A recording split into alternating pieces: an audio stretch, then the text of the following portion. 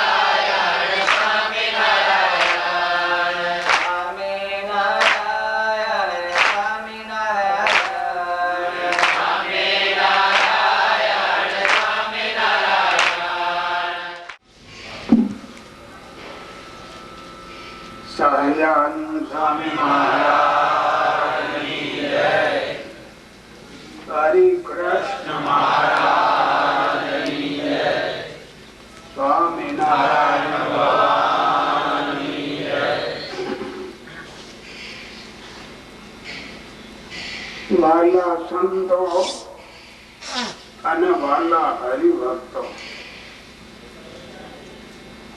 આજે શ્રી સ્વામિનારાયણ ભગવાનની જયંતિ નો દિવસ છે. આપણે દેશ માટે આટલે દૂર હિમાલયની ગોદમાં પતિત પાવની ગંગાજીને કાંઠે જે આવ્યા છીએ એનો હેતુ આ જીવન નિર્મળ બને એને માટે, જીવનની શુદ્ધિ અને થોડીક સાધના કરવાની.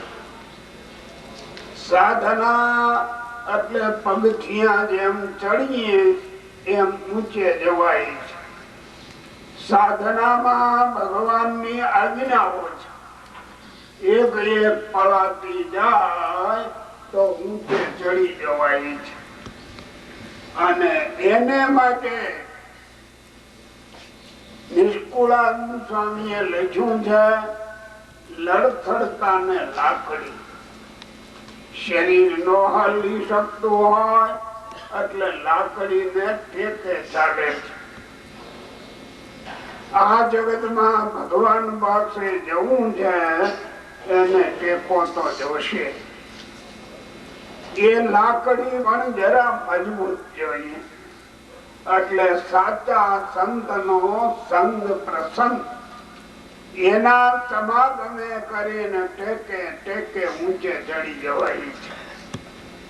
આપણે બધા દેશમાંથી અહીંયા દૂર પ્રદેશમાં ભગવાન પાસે પહોંચવાને માટે જ આવ્યા છે. આ સ્થૂળ દ્રષ્ટિએ, આલોકની દ્રષ્ટિએ જોવો તો આગળ બદ્રીનારાયણ કહેવાય છે, જેને દિવ્ય ભાવમાં બદ્રિકાશ્રમ કહે છે. આ એનો દરવાજો છે. પૂર્વે ઋષિ મહર્ષિઓ આ ગંગાજીને કિનારે બેસીને ઘોર તપશ્ચર્યાઓ કરીને, શરીરને સૂકવી નાખીને, મનના સંકલ્પને પડતા મેલીને, ઇન્દ્રિયો અંતઃકરણના ભાવોને દબાવીને ભગવત સન્મુખ થયા હતા. આ એ જમીન છે. આની રજક કણો પવિત્ર છે. આપણે ત્યાં આવીને બેઠા છે. આજે લગભગ 20-25 દિવસ થવા આવ્યા છે. અને ખરેખર તમે બધા ગ્રસ્ત છો, એને મારા હૃદયથી હું શાબાશી આપું છું. સમયા ઉત્સવોમાં જાય છે, યાત્રાઓમાં જાય છે, પણ જરાક અંતર ખોજ જો કરો ને તો પ્રવૃત્તિમય જીવન ગાળવા જાય છે. નિવૃત્તિ લેવા કોઈ ઈચ્છતો નથી હો. જ્યાં જાય ત્યાં હરવું ફરવું, જોયું કર્યું, બેઠા ઉઠ્યા આંધ્યા, પણ અંતર ખોજ. અંતર ખોજમાં તો પાછી વૃત્તિ વાળવાની હોય છે. આપણી આ યાત્રા અંતર ખોજને માટે છે. સવારે વહેલાથી આપણે ભજન શરૂ કર્યું. અત્યાર સુધી એકાંત ભાવે તમે એકાંતમાં બેસીને આ સ્થાન ભગવાનની ઈચ્છાથી આપણને મળી ગયું. અહીંયા કોઈ ઉપદ્રવ નથી, કોઈ વિક્ષેપ નથી. શાંતિથી આપણે બેસીએ છીએ. મૂર્તિ ધારીને તમે બધા ભજન કરો છો. આમાં સુખી કુટુંબના ઘણા છે. ઘરે સોફા સેટ બીજા ત્રીજા મજાના બેસવા ઉઠવાના હોય. આ એ બધા પડતા મેલી અને આ ચોકમાં બેસો છો જો, અને પાછા ભજન કરો છો, વાંચો છો. અનુષ્ઠાન છે. પૂર્વે આ પ્રદેશમાં ઋષિ મહર્ષિઓ બેસીને એકાંત પ્રભુની આરાધના કરતા. એ આરાધનાની ઢબે આ આપણે શિબિર યોજી છે. અહીં આવીને પાછી વૃત્તિ વાળી એટલે જગત વ્યવહાર ને ભૂલીને ભગવાનમાં જોડાવું એ આપણું કામ છે. ખાવું, પીવું, બેસવું, ઉઠવું એ તો એક લોક વ્યવહાર છે અને જગતમાં ચાલ્યા જ કરે. જો આટલા દિવસ થયા, તમે સુખી કુટુંબ હો, ઘેરે બધું મનમાનું પ્રમાણે ખાવું, પીવું, બેસવું, ઉઠવું ચાલતું હોય. જો આટલા દિવસ થયા, આ બેઠા એને કોઈએ ચા પીધો નહીં હોય. એને માટે દોડા દોડે નથી કોઈને.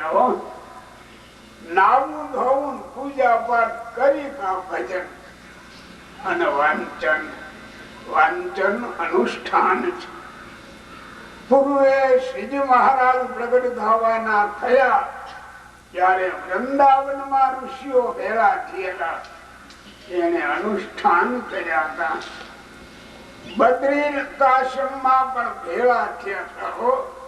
આ તમે ઋષિ મહર્ષિઓ છો એમ મારા દિલથી મેં માન્યું. જ્યાં આ ત્યાગાશ્રમ ના સભ્યો છે, આ છે ગ્રહસ્થાશ્રમ ના સભ્યો છે, પણ બંને સભ્યોનું સ્થાન એક છે, પ્રભુને મેળવવા. એટલા માટે આ અનુષ્ઠાન તમે કરો છો. કોઈ વાંચન કરે છે, કોઈ જપ કરે છે, અને નોખા નોખા ભાગે ઈશ્વર નું સંબંધ જોડાવા આપણે પ્રયત્ન કરીએ છીએ. કોઈ ફેલ ફતુર આડા અવળું કઈ રખડવાઈ જાતું નથી હો. અને જગતમાં જાત્રા એ જાય, હાલો ઓલું જોઈ આવીએ, ઓલું જોઈ આવીએ, ઓલું જોઈ આવીએ હો. એમ કરીને કેવળ પ્રવૃત્તિમાં દિવસ કાઢે છે. કોઈ પાછી વૃત્તિ વાળતું નથી. થોડીક આપણી ભૂલ છે. જૂના સંતોની ભૂલ નહોતી, એ બરાબર શીખવતા હો. આજ કોઈ શીખવાડનાર નથી.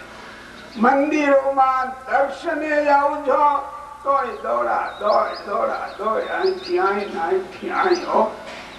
મૂર્તિની આમાં બેસીને પાછી વૃત્તિ વાળીને એના અધ્યાત્મ ભાવમાં ચિંતન કરવું એ કોઈ શીખતું નથી ભાઈઓ. તઈ પ્રભુને મેળવવા છે એ પૈસે નહીં મળે. ગમે એટલા પૈસા દઈ દેશો તો એનો જરાક પુણ્ય ને સંસ્કાર થાય, કલ્યાણ નો થાય. કલ્યાણ તો જેથી પાછી વૃત્તિ વળશે, માયાના ભાવથી છૂટશું ત્યારે કલ્યાણ ની વાત. આ શિબિરની યોજના ખરેખર કેવળ મેં ત્યાગી માટે કરી હતી. કારણ કે આ બધા સાધુઓ 70-80 જેટલા ઘર-બાર છોડીને મારી પાસે આવ્યા. હું હવે વૃદ્ધ થયો છું, શરીર પૂરું ચાલે નહીં, પણ મનમાં થયો કે આ મારી માથે કરજ છે. કહ્યું એ બિચારા મા બાપ ને તર છોડીને મારી પાસે આવ્યા. હવે એને જો સાચો રસ્તો ન બતાવીએ ને તો મારી ઉપર કરજ ચડે. એવા વિચારથી 3 મહિના વિચાર કર્યા. સારા કામમાં 100 વિઘન. એ તો જગત કાળ માંથી ઉભું છો. એમને જો આ બાજુ પર હરદ્વાર છે, એની બાજુ પર કનખલ છે. કનખલે લઈ જશ બધાને. દક્ષ પ્રજાપતિ નો યજ્ઞ શંકરે એના જમાય હતા હો. શું જમાય ને સસરા એ તો બહુ સારું હમ તમારે ગણાય હો જગતમાં. હવે સસરા જમાય હતા લ્યો, પણ મારી ઈર્ષ્યા ઉપડીને યજ્ઞ છિન્નભિન્ન થઈ ગયો અને એકબીજાના માથા કપાયા. એ અત્યારે કનખલ કહેવાય છે. એ ગંગાજી નો કિનારો. આ ગંગાજી અહીંથી ત્યાં થયો. આ જગતમાં એ ઈશ્વરાવતારો હતા, મહાદેવ ને બધા, પણ એ બધું સહન કરવું પડ્યું છે. આપણે શાંતિથી શ્રીજી મહારાજ ને સંભાળી આ દુનિયાનો બનાવનાર એક જ ભગવાન. માણસો નોખે નોખે નામે ભલે આરાધે, કઈ ભગવાન ના ટોળા નો હોય ભાઈઓ. જો ટોળા હોય તો મતભેદ થાય. તમારે આ સ્વરાજ મળ્યો એટલે આનંદ કરો છો, માલિકવાદી માનો છો. સ્વરાજ એટલે પોતાનું રાજ્ય આવું બોલે. સ્વરાજ સ્વરાજ પણ શાંતિ કેટલી છે એ હવના હૃદયમાં જોઈ લેવું. એક પણ ઘર કુસંબ વિનાનું નહીં હો. બાપ દીકરાને સંબ ન હોય. આ જગત જ આવું દુઃખમય છે. એ શંકર પાર્વતીજી, હવે પાર્વતીજી ના બાપા જ કહેવાય દક્ષ પ્રજાપતિઓ. મતભેદ જયારે થયો ને ત્યારે માથા કપાણા છે. એક જ ભગવાન નો માર્ગ એવો શુદ્ધ છે જ્યાં એ ન થાય. આપણે બધા અહીંયા ભેળા થયા છીએ. એવા શુદ્ધ ભાવે ભગવાનને આરાધી આપણા આત્માને ભગવાનના ચરણમાં પહોંચાડવા. આ દુનિયામાં તો બનતું હોય બન્યા જ કરવાનું, અને બન્યા જ કરશ. તમે આયે બેસીને ગમે એટલું સારું ભજન કરશો તો મોક્ષ નિંદા કરનારા તો મળશે મળશે મળશે. જો છાને ખૂણે પણ ખોટું બોલે. એ તો આ જગત જ એવું છે. તમે બધા ઘરબાર ધંધા છોડીને અહીંયા આવી શાંતિથી સવારમાં ગંગાજી નો ઠંડુ જળ જઈને નાઈ છે. કોઈ ઊનું પાણી માગતું નથી. જો માંદા માંદા નથી માગતા હો. એ ભગવાન નો એક ખોફ છે. એ એમ દેખાડે. અમે આ બધા સાધુઓ એને કહીએ છીએ ભાઈ ઘર બાર છોડ્યા, સ્વામિનારાયણ ને વરવા નીકળ્યા.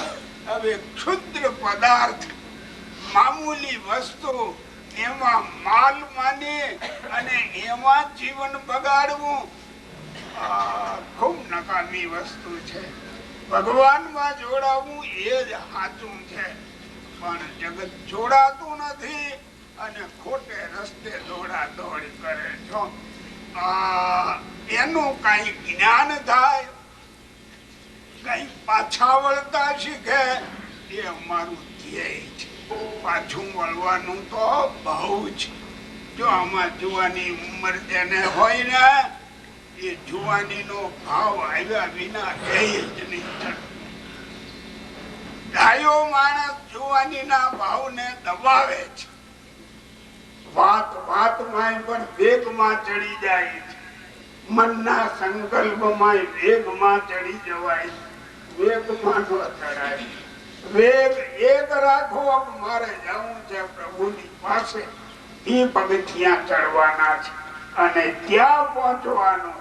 એટલે જન્મ મરણે રહિત થઈ નિર્ભય પદને પામીને પ્રભુને આરાધવા. એના મંગળાચરણ રૂપે મને શિબિર નું કઈ પૂજ્યું. ઘરે બેઠા બેઠા ઉપદેશો કરીએ મંદિરોમાં, લાગે મને દેખાતું તો લાગે. કારણ કે આ કાળ એવો આવી ગયો છે. આવો ખાવ ને પીઓ ને જમો ને પ્રસાદી પાનવેલો હાર ને એમાં નવરાજ ન થાય કોઈ. કહેવાય પ્રસાદી પણ છે વિક્ષેપ. હૃદયમાં શાંતિ એ નિવૃત્તિ લે તો જ આવે, નકર આવે નહીં કોઈ નહીં. એટલે આ સાધુઓને પણ મેં ત્યાંથી છોડાવી નહીં લાવ્યો.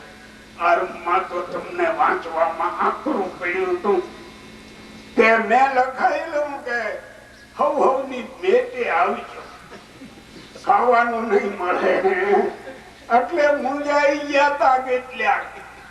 મેં સમજુ છું કે બિચારા એક તોલડી તેરવાના માગે, ક્યારે રાંધે ક્યારે મારી પાસે મારી પાસે. પછી 15 દિવસ આડા ગયા. પેલી તારીખ આવવાની હતી. સાધુઓએ કોક મને કહેતા હતા જૂના હોય, સ્વામી આ કેમ થશે? હું એ વિચાર તો કરું છું, પણ એકદમ આગળ પાડીએ ને તો દરેડો પડે. કઈ ભગત ને નામે પાછા બહુ હોય બીજાય. ભગત ને પામે આપણે પૈસા ઉઘરાવીએ એ આપણને શોભે નહીં. પાછું આ એમ કરી છાપી નાખ્યું કે ભાઈ એક ટાણું સાદું ભોજન આપીશું. હર ખાઈ ગયા. ઉપાધિ મોટી છે વાતે હાજી. આ નિરાંતે બેહીએ કથા વાર્તા થાય, ભજન ભક્તિ થાય. ભગવાને આ જગ્યા જોવા માટે બે ગ્રસ્ત ને બે સાધુ ને મોકલ્યા. મેં કહ્યું આ ભાગમાં જાજો, કારણ કે હું પૂર્વે આ તરફ ગયેલો છું બહુ. એટલે અહીંયા વિક્ષેપ ઓછો હોય. હરિદ્વાર મોટું કહેવાય, પણ આજે તો સમાજ બધું દોડાઈ ગયો છે. ત્યાં ભજન ન થઈ શકે. જ્યાં વાયુ નો ફેર હોય એ ઠેકાણે આપણે રહેવું નથી. ભાઈ આ જગ્યા ચોખ્ખી એમ મને ખબર હતી, તોય જગ્યાના આગેવાન સ્વામીજી એ આવડા ઘણા કહે તો મને ઓલી પાછી લાઈને એક જ આમાં ક્યાંય નહીં તમને હો ના જ પડી. આ કાગળમાં લીટા તાણી લાવ્યા મારી પાસે. મને કામ થયું છે એટલી આપી છે ને કહ્યું હા પાછળ જંગલ છે તો જંગલ છે તો મેં કઈ આપણે ભાડે હાલ તો ઘણે મળતું હોય તો મંડપ નાખી દઈશું. અહીંયા આવ્યો ને પગ મૂક્યો. સાધુ ને મારે બીજા બે ભાઈઓ છે એ મળવા ગયા. એને તો કુંચી નો ચૂડો જ નાખી દીધો. આખો આશ્રમ તમારો, હવે જ્યાં ખોલી બેહવું હોય ત્યાં બેસી જવું. ભગવાને પાદરું પાડ્યું. નહી તો બેસી ગયા. અત્યારે જો સવારના વહેલા ત્યાં ચોકમાં બેસી અને તમે કઈ નો કઈ મંત્ર જપ કરો છો. સાધુઓ બેહી રહી. આ ભગવાને અનુકૂળતા આપી છે. આ અનુકૂળતાના ફળ રૂપે તમે બધા ભજન કરો છો. એવું ભજન કરો આ છેલ્લો જન્મ અને જીવ છે. આપણે જન્મા ત્યાંથી સમજણા થયા ત્યાંથી કઈ ભૂલો તો કરી હોય. એ ભૂલો કઈ બધાને કેવા બેહાતી નથી. આપણા જ અંતરમાં ખોજ કરીને ભગવાનની આગળ સંકલ્પ કરવો. હે ભગવાન ભૂલ્યો છું, માફી તમે આપજો અને હવે ન ભૂલાય એવું બળ આપજો. એમ કરીને આપણે એવી સાધના કરવી ને કે આપણે ચોખ્ખા ચક થઈ જાય અને અંતે નિર્મળ ભાવે જન્મ મરણે રહિત થઈ પ્રભુને પામીએ. એ સાધુઓ હોય યા તમે હો. સાધુને દેખીને તમે પગે બહુ લાગો છો. તમે એમાં કલ્યાણ માન્યો, પણ સમજણ ઓછી છે એટલે કલ્યાણ માન્યો. તમારે કોઈ સ્વાર્થ છે. સ્વાર્થ શું? સ્વામી આપણને થેલી મૂકવા દઈએ, પાનમેળું આપે, એક હાર આપે, પણ ઓલો આત્માનો નિર્મળ ભાવ થોડો ભૂલાઈ જાય છે. એ ન ભૂલાવો જોઈએ. આ ભેળા આપણે થયા છીએ એટલા માટે આત્મા નિર્મળ બને અને નિર્મળ એવા જે પરમાત્મા ભગવાન એમાં જોડાઈ જવાય. આપણો આત્મા એને સજાતી છે, આ જગત ને સજાતી છે જ નહીં. આ તો મનાઈ ગયું સજાતી. હજી અમે એમ કહીએ તમારામાં જ્ઞાન છે. કન્યા ક્યાં ઉછરે છે અને રહે છે ક્યાં? જો જન્મી હોય જ્યાં ત્યાં એને ઘરમાં હોય બધું હોય, પણ જયારે ચાર ફેરા ફરે અને પાર્કે ઘેરે જાય, મા બાપ ને ઘેરે રહેતી નથી હો, ત્યાં એવી ચોંટી જાય ને પછી મા બાપ ને ઘેરે આવવા નવરી થતી જો. આ જીવ ઈશ્વર ને ઘેરે થી છૂટો પડ્યો અને અહીં આવ્યો છે. અહીંનું હતી આમાંથી છૂટું પડવું ને એ જરા આંસુડું લાગે, પણ ભગવાનના સંતો છે એને મનાવે છે. ધીરે ધીરે ધીરે પણ લઈ જવા કરે. આપણે પણ ત્યાં જવું છે. તમે બધા મહેનત કરીને આવ્યા છો, શાંતિથી આ ભજન ચાલે છે અને સમજણ નું અંગ અહીંથી કેળવી જવું. એટલે જગતમાં આડા અવળું ન ચોંટાય અને ભગવાનમાં આપણે જોડાવાય વધારે એવી સ્થિતિ દરેકે કરવાની જરૂર. સાધુ એક તો ખાસ કરવાની જરૂર. કારણ કે આ લુગડા જયારે પહેર્યા એટલે જગત થી બહાર નીકળ્યા છે. એને તો બહુ જ વિચાર કરવાનો. ગ્રસ્ત તો એમાં પડ્યા છે, આ બહાર નીકળ્યા છે. આના કોઈ લગ્ન થવાના નથી હો, ક્યાંય અટવાવાના નથી. હવે ખોટા પદાર્થોમાં માઇક વસ્તુમાં મારા અટવાઈને બેહે માંડી. હાથી જેવું જનાવર એને પગે કાચા હુતરનો તાંતણો વીટાઈ જાય અને હાથી રાડ્યું નાખેલા મને કોકે બાંધ્યો, મને કોકે બાંધ્યો. અરે ભાઈ, કાચા હુતરનો તાંતણો એમાં હાથી બંધાતો હશે? ત્યાં છે તો હાથીઓ બધાય, પણ મારા રાડ્યું નાખે તાંતણામાં ત્યાં તો બધાય. આ શ્રીજી મહારાજ અક્ષરધામ માંથી આવ્યા અને કાઢીને ક્યાં લઈ જવા, નજીવી વસ્તુમાં બંધાઈ જાય.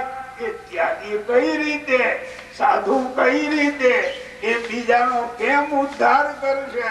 એ જ એમાં દબાઈ ગયો. માલિકા, આ તમે ગ્રસ્ત છો, એને તો જરાક દોરડા મજબૂત થી બંધાણા છો, છતાંય પણ આમાં કેટલા ગ્રસ્ત ને જોઈને ત્યારે હૃદયમાં રાજી થાય. શાબાશ, આશ્રમમાં રહીને આ રીતે મજબૂત જીવી શકે.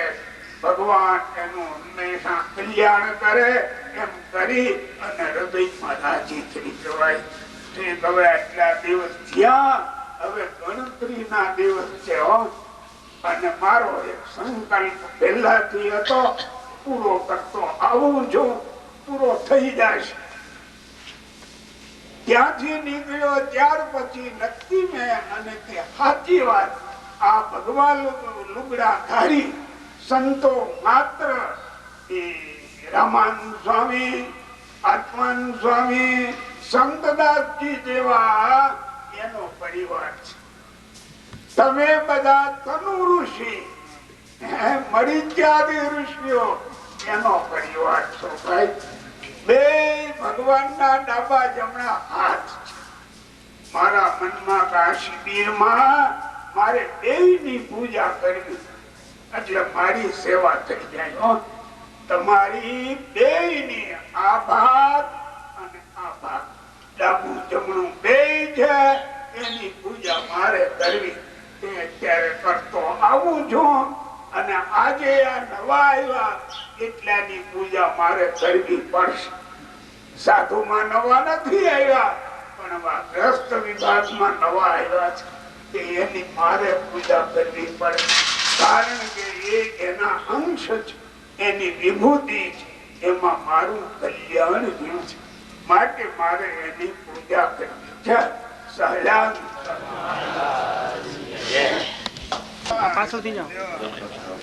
ભગવાન પાસે ભેળું રહેવું છો.